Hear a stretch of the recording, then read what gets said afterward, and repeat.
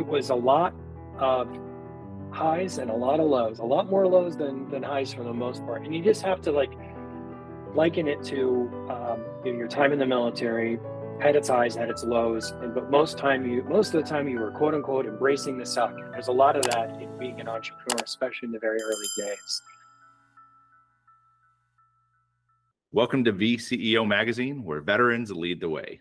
Today, my guest is Mark Harper. Mark was a United States Air Force communications officer, and since leaving the military, Mark has been a marketing executive at Technicolor, the CMO and co-founder of Audeze, CEO of We Are the Mighty, and currently the general manager of Recurrent Ventures' military portfolio of brands, overseeing the editorial and business operations of We Are the Mighty, Task and Purpose, the War Zone, Military Influencer Conference, and Mill Spouse Fest. Mark, thank you so much for joining us today. Thank you for having me, Jonathan. It's exciting to be here. In every single one of these interviews, the first question I ask people is the exact same. In 6 words or less, can you describe your personal transition from military to civilian life? Bumpy with a bit of sunshine. So let's go back to that first day. All right, your first day getting out of the military. What do you remember most about that day? Well, I had left the military very specifically to pursue kind of what I was doing in the military over on the civilian side. So my first day out was, I think, in pursuit of moving physical location from Charleston, South Carolina, the Air Force Base there, out to Los Angeles. In the military, I was a communications officer, but I ran, for the bulk of my time in the military, I ran the video flight inside of this thing called Combat Camera. And the Combat Camera Squadron, the first Combat Camera Squadron, was, as the name suggests, we were the eyes and ears, the combat photojournalists that were out there basically documenting every single thing the Department of Defense was doing. The good, the bad, the ugly, humanitarian relief, wartime contingency, military exercises, weapons tests, everything out there. We were the ones that were shooting all of it. And, I was bitten by the storytelling bug.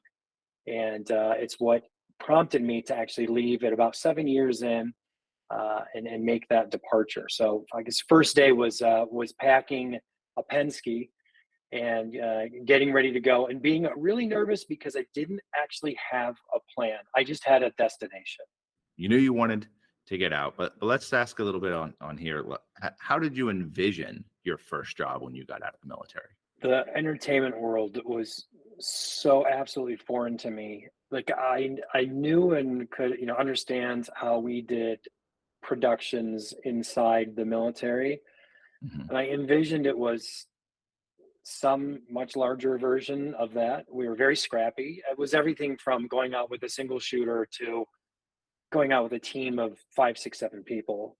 But I honestly, I didn't know where I would fit in. I didn't know how I would get there. I didn't know how I would get in the room. And all of the things that I didn't know about what I was embarking on would later kind of come back to shape my path as I moved through trying to define what my world in Hollywood, for lack of better words there, was going to end up being. So Mark, talking about just how your experience was and how you envisioned it. Let me ask another question, because this is ultimately about that transition part for veterans. So the main question I have is, why did you leave the military? Well, I think much to the chagrin of probably the Air Force, they gave me my perfect job too early in my career. So I loved it so much, and I wanted to continue being a storyteller. And now with Combat Camera at my back, I figured I had at least enough experience than any other kid out of film school who's going to go try to do something, anything. And I hadn't defined what that was. I knew the transition was going to be a bit rough because I didn't know any of the waypoints between there. So I ended up in Los Angeles, and I realized I needed a unique story to get me in front of really anyone to begin with, and to start asking advice on what could someone with my skill set and experience, what would I be tailored for in entertainment as a whole in Los Angeles? And I found out very quickly I needed to figure out two different camps. One is where I talked about my military experience and I showcased it. And honestly, the other was hiding the fact that I was a military veteran. Um, Here's where these two play out. Los Angeles is very much, at least when I was first entering it, it was about connections, but meeting people for informational meetings about, hey, I was recommended to you by so and so. Let me share a little bit about my past, and perhaps you have someone I could go meet and talk to about that next step of getting from point A to point B, whatever that was going to be. Mhm. So I would take the no kidding combat camera, like daily briefs that I was still getting outside in the civilian world. And I would send forward to, I remember there was one executive at NBC, and I said, hi, I'm Mark Harper. I was in the Air Force, combat camera. This is the type of imagery that I was responsible for gathering. This type of storytelling allowed us to show decision makers in the Pentagon what was happening, boots on the ground commanders, what was happening in the streets. Sometimes the stuff would go to psychological operations or just go to for press. And those images were not like graphic or bloody or anything like that, but they were amazing. And picture tells a thousand words. This would be my calling card. I would get who is this guy that reached out to me who was like, what, combat camera? This is incredible. And so half the time it was, come on in. What do you want to do? And I would say, well, I don't know. I was hoping you could tell me what I should do. And they're like, that's not the way this works, kid. If you can tell me exactly what you want to do, I can get you to the next person for that. Well, ultimately, I ended up working or finding my way into the business side of the entertainment world. So a company called Technicolor. And I found out there very quickly that they actually did not care or want to hear about at all anything related to the military. And I entered in at a fairly junior position as my first like real W-2 job in entertainment. And my job was quality control for digital cinema, which was very brand new at the time. And a job posting came out to work in post production on the DVD side. And I went in and they said, "Why do you think you are even remotely qualified for this? You're the guy that watches videos in digital cinema." And I said, "Well, a year ago I was running a team of 89 combat photojournalists deployed across 14 remote locations in Iraq, responsible for moving 20,000 pieces of imagery from an area of no communication whatsoever back through a satellite terminal and constellation to Atlanta, Georgia, where it disseminated throughout the world. I documented some incredible and amazing and profound moments in the war on terror.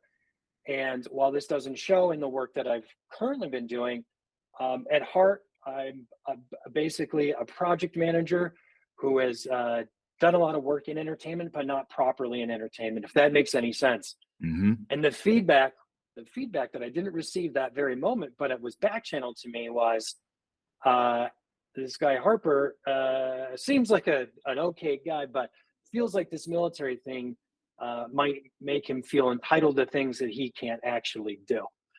And I realized then and there that there's a pretty big military civilian divide, and the way I presented the information to this HR representative was, very matter of fact. And I even said, and look, I've got report cards. I have these officer progress reports from the Air Force and awards that are sometimes perfunctory, but sometimes given out for very specific things. And all of these things, I think, dictate or should at least allow me to throw my hat in the ring for a job like this.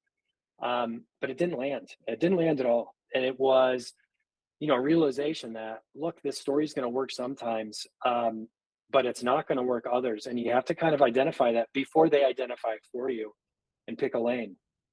And that was a weird awakening.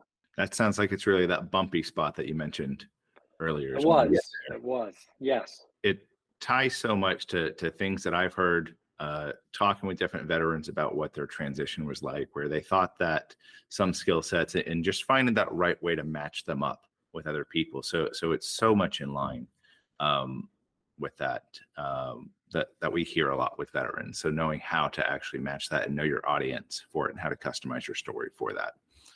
Now, you had mentioned this a little bit earlier about having a compelling story and knowing your audience and how to mix that out.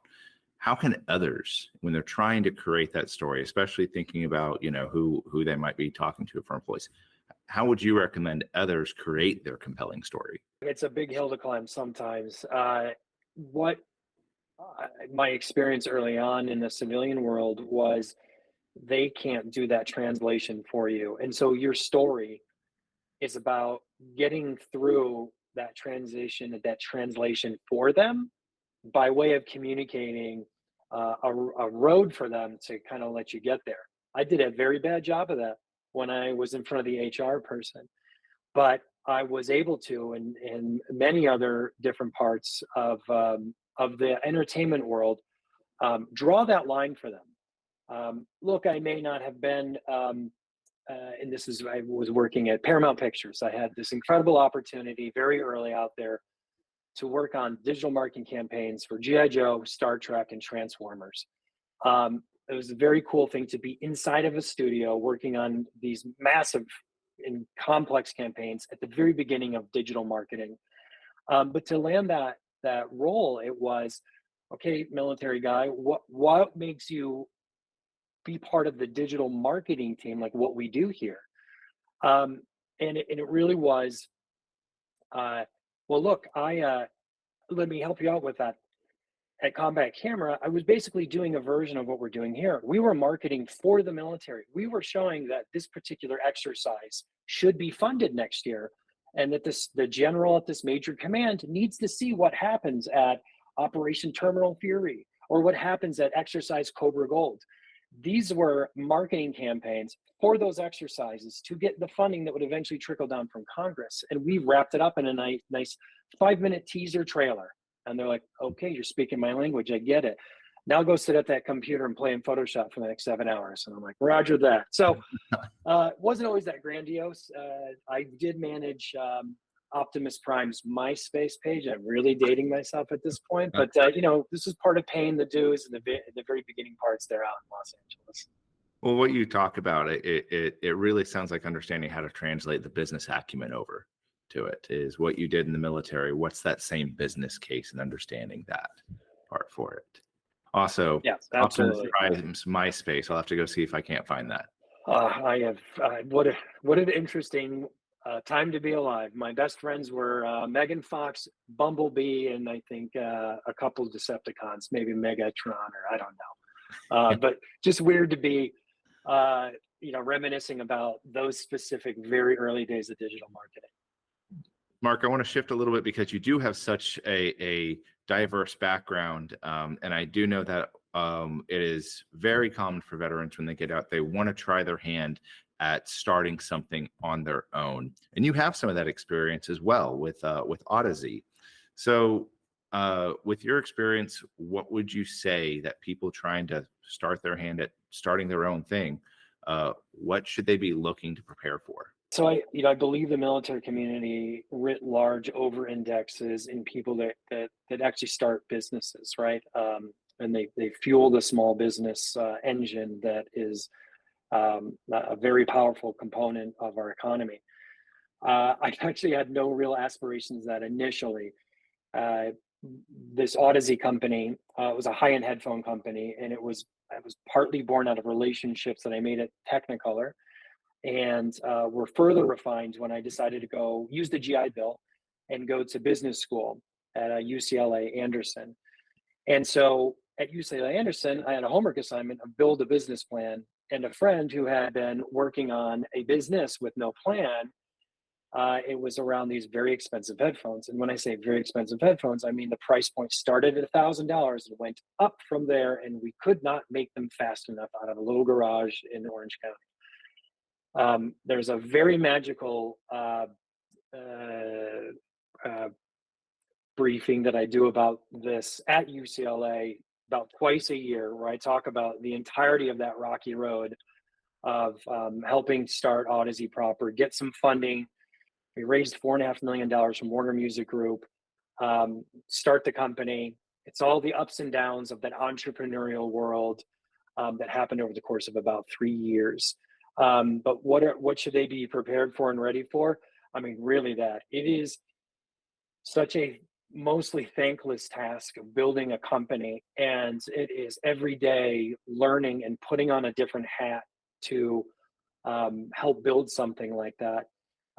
Especially for like how young and junior our entire team of four were that were starting this. Um, it was a lot of highs and a lot of lows, a lot more lows than highs for the most part. And you just have to like liken it to your time in the military. Had its highs, had its lows, and but most of the time you were quote unquote embracing the suck. And there's a lot of that in being an entrepreneur, especially in the very early days.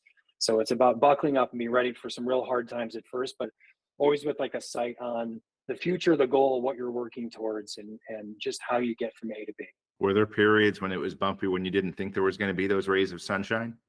I mean, ask any entrepreneur, they're like almost no, it's almost always cloudy with a chance of rain almost every single day, especially in the very early stages.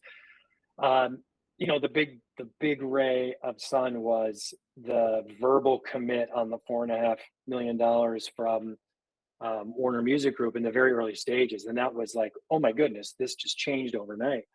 Um, the lecture that I do at UCLA is about the 18 months that happened from the yes to the money actually landing in the bank account. So there were a lot of rainy days between that and is it really going to happen? I mean, we thought this was going to be next week. We'll have it in the bank account. We'll be off to the races, and everything we just pitched, we'll be doing.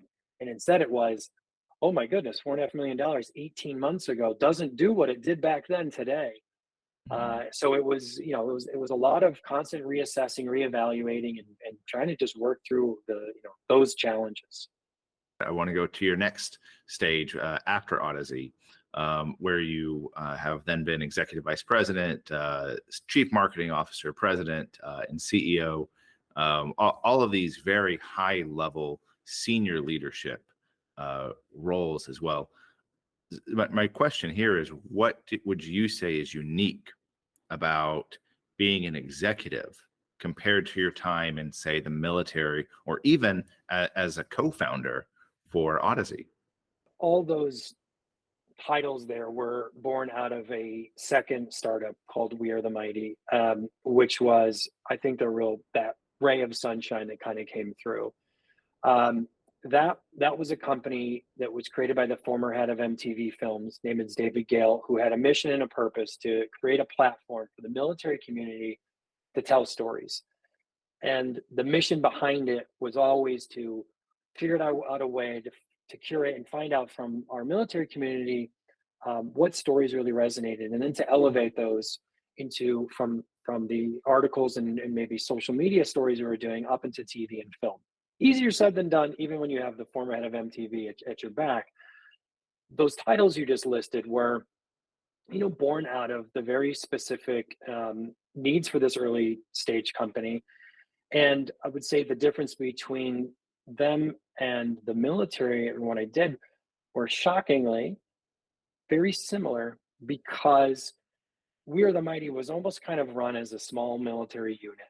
It was almost completely filled in the very early years with military veterans who were all very much focused on and excited to be involved with creating content in a way that hadn't been done. There were Military Times and military.com that were doing written articles, but no one was like coming together to say, what can we put on film, digital video? What can go into social media, which had really just kind of started taking off? How do we build an audience, and how do we get all this? And so all of these different positions were kind of laddering up in terms of overall scope and size of responsibilities inside of it, but really kind of felt like an extension to what that was like. And in many ways, every one of those still had this feeling of co-founder attached to it. Even though I wasn't a co-founder of We Are the Mighty, I played that role as one of the very early executives inside the company that was out there raising money for the company, proselytizing what we were able to do, what we were trying to achieve, working with brands, relationships, and partners to drive revenue and to make sure that the company was a success. And we were acquired in the middle of last year by this Recurrent Ventures company. And so now we went from running We Are the Mighty to those 6 brands that you just outlined. And what's interesting to note is that We Are the Mighty and Task and Purpose, for the 8 years I was just at We Are the Mighty, Task and Purpose was the Coke to my Pepsi. So to finally be in a position now where um, we're working alongside each other is actually truly amazing. I say this so often to people is the circles that we encounter in life. You never know quite when they're going to come back around for you. At some point or another, they're going to be there. So knowing the people in those networks, knowing the different areas around it. It may not be tomorrow, it may not be a week, it may be 18 months or 10 years, but it comes back around. There's a saying in Hollywood: be nice to people on your way up because they're the same people you're going to see on your way down. And I've seen that unfold many times, and I have always kept that to heart. I was told that actually by David Gale on day one. He had so many incredible stories for all the incredible films that he had created and all the amazing contacts he had made. And he was just the most nice and genuinely approachable person who deeply cared about our military community. So, sage advice from Mr. Gale. Well, Mark, thank you so much again for joining us today. That's all the questions I have today. Just wanted to say thank you one more time for joining us today. Thanks for having me, Jonathan.